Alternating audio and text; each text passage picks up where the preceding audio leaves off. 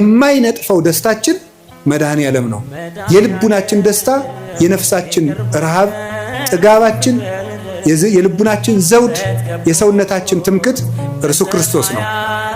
ሁሉ ነገር ሁልጊዜ አያስደስትም። አንድ ቀን ቢያስደስት፣ ክርስቶስ ግን ሁልጊዜ ደስታችን ነው።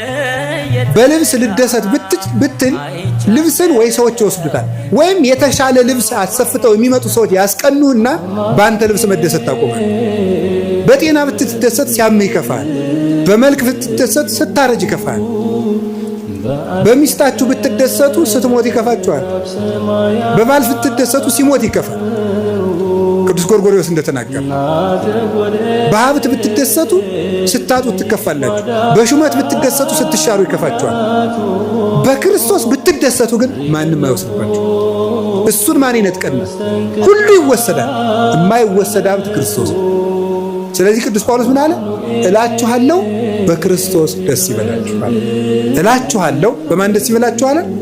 ደግሜ እላችኋለሁ በክርስቶስ ደስ ይበላችሁ።